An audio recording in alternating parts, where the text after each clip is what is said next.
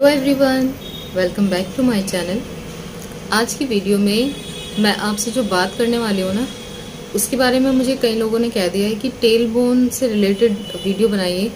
Tail bone से related मैं एक वीडियो ऑलरेडी अपलोड कर चुकी हूँ, लेकिन आज जो मैं वीडियो बना रही हूँ उसमें मैं आप लोगों से शेयर करूँगी कि टेल बोन पेन आता क्यों है, कब आता है, स्लिप डिस्क होने के कितने टाइम के बाद ये आपको किस वजह से आता है, और इसके निवारण के लिए आप लोग क्या क्या कर सकते हैं और मैंने क्या किया था वो मैं आपसे शेयर करूंगी। और साथ ही मैं वो यूनानी नुस्खा बनाने का तरीका भी आपसे शेयर करूंगी, जिसे आप यूज करके इंस्टेंट रिलीफ पा सकते हैं। और मैंने पाया था और लोगों ने भी इस चीज का इस्तेमाल करके रिलीफ पाया है। तो उसे बनाने का और लेप को लगाने का तरीका भी मैं डिटेल में आपसे बताऊंगी। तो बने रहिए एंड तक मेरे साथ। और प्लीज अगर वीडियो अच्छी लगे तो लाइक जरूर कर दें, चैनल पर नए हैं तो सब्सक्राइब कर लें और वीडियो को शेयर जरूर करें ताकि जिन्हें ज़रूरत है उन तक ये वीडियो पहुंच सके। तो चलिए शुरू करते हैं। मैं आपसे बताऊंगी कि टेल बोन एक्चुअल में मेरे साथ कब स्टार्ट हुआ था और क्या इसका रीज़न था। ऑफ कोर्स जब मैं गिरी थी तो उस वक्त मुझे पेन नहीं था, और उसके काफ़ी टाइम के बाद मुझे पेन स्टार्ट हुआ था कमर में, लेकिन टेल बोन उस वक्त भी नहीं था। जब तक मुझे इसका सही से ट्रीटमेंट नहीं पता चला था ना कि न्यूरो सर्जन को दिखाना है, तब तक तो मैं जैसे चाहे बैठ रही थी, उठ रही थी, मुझे नहीं पता। लेकिन जब मैंने न्यूरो सर्जन को दिखा दिया तो उन्होंने मुझे कहा था एक तो आलती पालती नहीं मारनी है, नीचे नहीं बैठना है। उन्होंने मुझे साफ कहा था जो चेयर वाला जो है ना हमारा बैठने का जहाँ तक का स्पेस है, उससे नीचे नहीं बैठना है। लेकिन मैं बता चुकी हूँ कि मैं एक्सरसाइज भी जल्दी जल्दी करके स्कूल जाने की कोशिश करती थी ताकि मेरा काम निपट जाए। तो बहुत सारी चीज़ें मेरे साथ ऐसी होती गई कि मैंने जो बैठने का तरीका था ना, मैं ऐसे ही चेयर में ऐसे ही बैठती थी। साथ में मैं स्कूल में जब भी काम करते हैं, ऑफ कोर्स बच्चों की कॉपियाँ चेक करनी होती हैं, बहुत सारा काम रहता है, तो हम टेबल में ऐसे झुक के करते हैं। तो वो तो मैंने अवॉइड नहीं किया ना, वो मैं उस वक्त कर रही थी। तो मुझे स्टार्टिंग में मुझे ऐसा महसूस होता था कि जब मैं चेयर पे बैठती थी ना, तो मुझे ये लगता था कि पैरों को सपोर्ट नहीं मिल रही है। तो डॉक्टर ने हालांकि आलती पालती के लिए मना किया था, पर मुझे सहारा ही नहीं मिलता था ऐसा टेक लगाने के बाद भी। तो मैं क्या करती थी, पैरों को उठा के चेयर में ही मैं आलती पालती मार के बैठ जाती थी। इसके बाद वो धीरे धीरे टेल बोन पेन स्टार्ट हुआ मुझे। और जैसे मैं चलती गई, मैंने सीढ़ियाँ चढ़ना उतरना जारी रखा। मैंने बताया था आप लोगों को कि मेरा सेकंड फ्लोर पे था मेरा घर, तो मुझे मतलब उतरना ही पड़ता था डेली। और इस चक्कर में ना वो पेन जो है वो इंक्रीज होता गया, कमर का भी और साथ में टेल बोन पेन भी। तो जब टेल बोन से मुझे तब एहसास हुआ कि मैं अब चेयर पे बैठना मेरे लिए नामुमकिन हो गया, तो मैं गद्दे पे भी बैठने लगी। तो मेरे गद्दे जो थे ना उस वक्त सॉफ्ट वाले गद्दे थे मेरे, तो मैंने उन पे बैठने की कोशिश की, तो मैं उस पे भी नहीं बैठ पा रही हूँ। मुझे इस कदर पेन स्टार्ट हो गया था।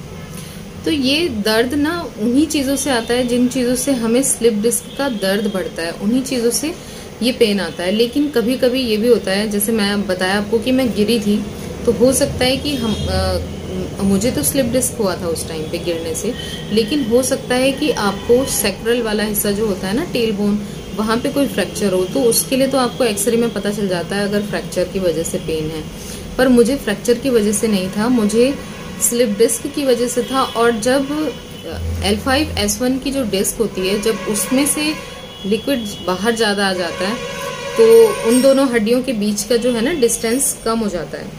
तो उस वक्त यहाँ की जो दोनों की जो नसें होती हैं, उन पर जब प्रेशर आता है तो वो सैक्रल वाले हिस्से में आपको पेन क्रिएट करता है, उस जगह पे दर्द आ जाता है सैक्रल वाले हिस्से से। तो टेल बोन क्योंकि सैक्रल में आता है, तो इसी वजह से टेल बोन में भी दर्द आता है। L5S1 की डिस्क को ज़्यादा अगर डैमेज हो रही है तो उसकी वजह से, और इसी वजह से मुझे लगता है कि मुझे पेन आया था। और ये चीज़ बढ़ती चली गई जब, क्योंकि मैंने बैठना नहीं छोड़ा उस वक्त, और जब बैठना बिल्कुल नामुमकिन हो गया फिर तो छोड़ना ही पड़ा। तो उसके लिए भी मैंने पहले वीडियो बनाई है कि आप किस किस तरह से बैठ सकते हैं, क्या क्या आपको नहीं करना है और क्या करना है। वो वीडियो आप जाकर देख सकते हैं, मैं लिंक डिस्क्रिप्शन में डाल दूंगी, उसे भी आप ज़रूर देखें। और आज की वीडियो में तो मैं बता ही रही हूँ कि आप लोगों को क्या करना है। आप लोगों को बैठने के लिए एक कॉकिक्स कुशन आता है, आप उसका यूज़ करें जब भी आप बैठ रहे हैं। बैठने का टाइम मैं बता देती हूँ, 25 से 30 मिनट से ज़्यादा आपको एक वक्त में नहीं बैठना है। उसके बाद अगर आप 25 से 30 मिनट बैठ गए हैं तो आपको लेट जाना चाहिए या फिर आपको वॉक कर लेनी चाहिए। तो आपको लगातार नहीं बैठना है। और जैसे मेरी किसी से बात भी हुई थी कि उन्होंने कुशन लिया है, लेकिन कुशन पे बैठने पर भी किसी किसी को दर्द आता है, तो उसके लिए यही ऑप्शन है जो मैंने अपनाया था कि आप एक्टिवा की ट्यूब ले लें। एक्टिवा की ट्यूब में आपको हवा भरनी है, लेकिन फुल हवा टाइट नहीं रखनी है। उसमें आपको एक मतलब उसके से हवा भर लेंगे ना, उसे निकाल के बैठ के देखें आपको ज़्यादा दर्द तो नहीं हो रहा। फिर दोबारा अगर लग रहा है कि दर्द आ रहा है तो फिर से हवा निकालें और फिर बैठ के देखें। तो मेरा तो एक्सपीरियंस ये रहा है कि ना बिल्कुल कम हवा थी उसमें, तो वो सॉफ्ट सी रहती थी और बड़ा अच्छा लगता था। उसमें बैठ जाओ तो पेन नहीं आता था। तो ये एक चीज़ है जिस चीज़ का आपको ख्याल रखना है और इससे आपको रिकवर होने में बहुत मदद मिलेगी। और मैंने तो इसी चीज़ से किया है। खाली बैठने का परहेज जो है ना आपको थोड़ा लंबे टाइम तक करना ही पड़ता है, तो वो आप अगर कर लेते हैं, आपकी जो टेल बोन है ना वो ना तो किसी गदगदी सरफेस पे ना ही किसी हार्ड सरफेस पे टच नहीं होनी चाहिए। उसे टच होने से अगर आप बचा लेते हैं तो जो उस एरिया के टिश्यूज हैं वो रिपेयर होना स्टार्ट हो जाएंगे और वहाँ जो दर्द आपको होता है वो आपका कम हो जाएगा। मैं आपको बता दूं कि मुझे सिर्फ बैठने से ही दर्द नहीं होता था। जब मैं खड़ी होती थी, खड़े होने पर भी मुझे बहुत देर तक उस दर्द को बर्दाश्त करना पड़ता था। जो नीचे बैठने से जो दर्द हुआ है ना, उसके बाद वो खड़े होने पर और तेजी से दर्द होता था। तो दर्द का तो यही इलाज है। इसके साथ आपको यूनानी नुस्खा आपको बांधना है। आप स्टार्टिंग में 1 हफ्ते तो रेगुलर बांध के देखें और उसके बाद 1 दिन का गैप करके बांध के देखें। तो जैसे आपको रिलीफ मिलता है आप उस तरह से कर लें, ठीक है। और इसके अलावा आप यूनानी मेडिसिन जो मैंने बताई हैं वो आप ले सकते हैं और उनसे स्लिप डिस्क तो ठीक हो ही रही है, तो of course tail bone pen भी जाएगा, क्योंकि टेल बोन पेन का कारण कहीं ना कहीं स्लिप डिस्क ही है। तो आप वो भी कर लें। और इसके अलावा मैं आपको बनाने का नुस्खा तो बता ही रही हूँ कि किस तरह से बनाना है, उसे बांधने का तरीका भी मैं अच्छी तरह से बता दूंगी। इसके साथ ही आपको वो परहेज जरूर करने हैं, यानी आपको आगे की तरफ बैंड नहीं होना है, चाहे वो हल्का सा भी बैंड होना हो, वो नहीं करना है। आपको मैं बता दूं, जैसे हम ब्रश करते हैं ना, ब्रश करते हुए भी हम आगे की तरफ झुकते हैं, ठीक है। तो हम लोगों को लगता है थोड़ा सा झुके, नहीं, आपको ये जो स्ट्रेट है ना हमारी पोजीशन, इससे अगर आपको थोड़ा सा झुकना पड़ रहा है तो अपनी बॉडी का प्रेशर अपने हाथ पे लेके दीवार को टच कर लें।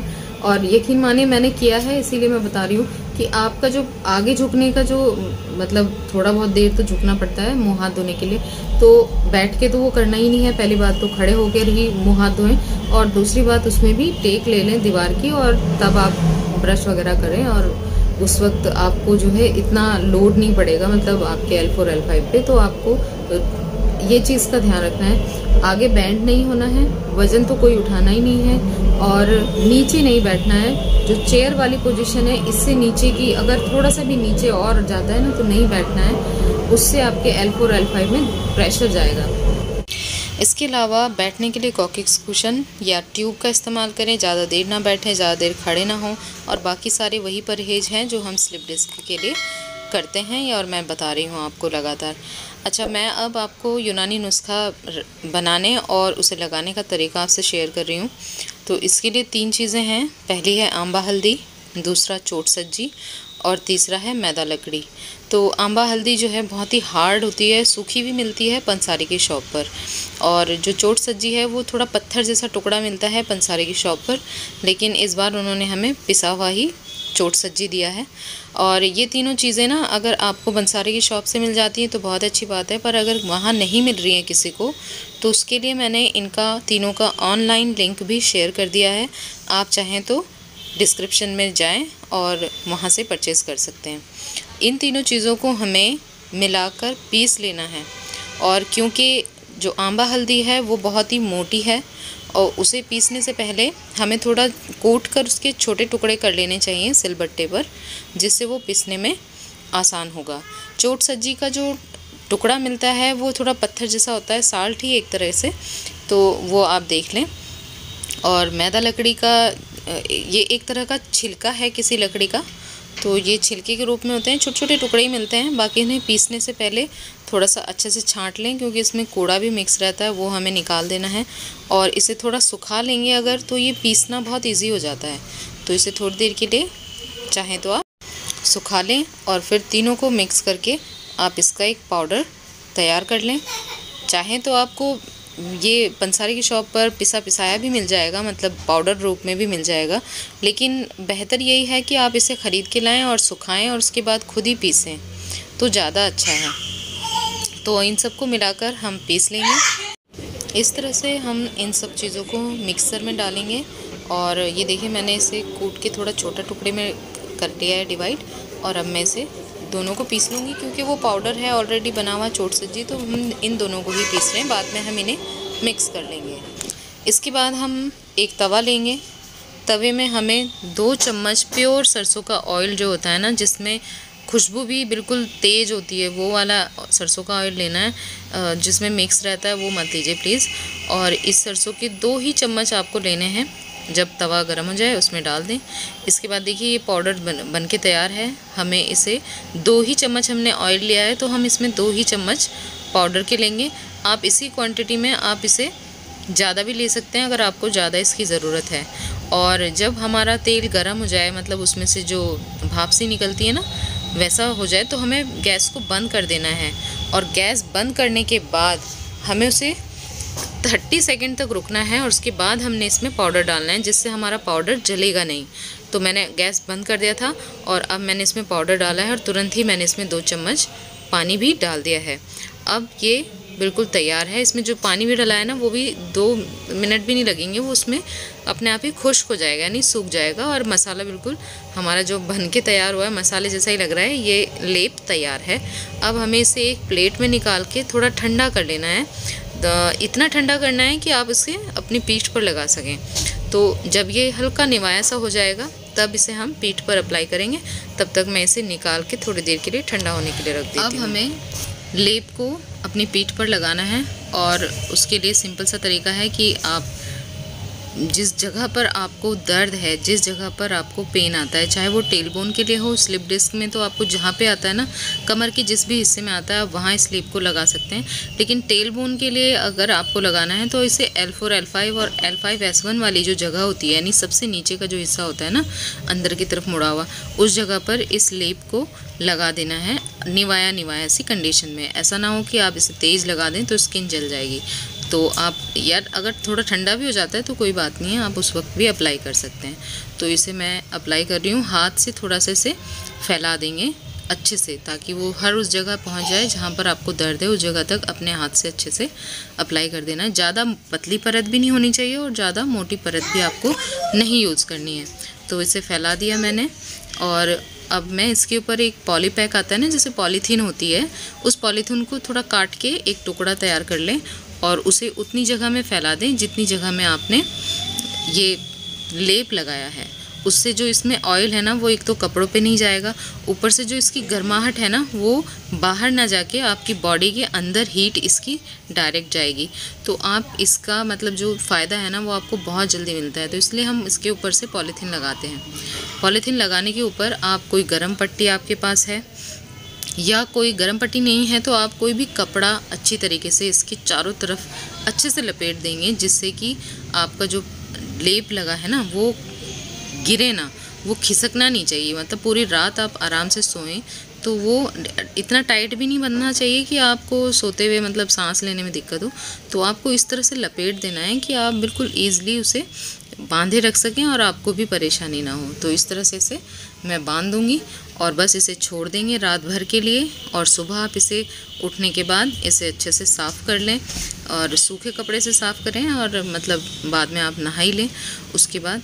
तो ये आपका लेप लग जाता है और ये आपको बहुत जल्दी रिलीफ देता है अगर आप इसे सही तरीके से अप्लाई करते हैं। ध्यान रखिएगा कि लेप बनाते हुए ये जलना नहीं चाहिए।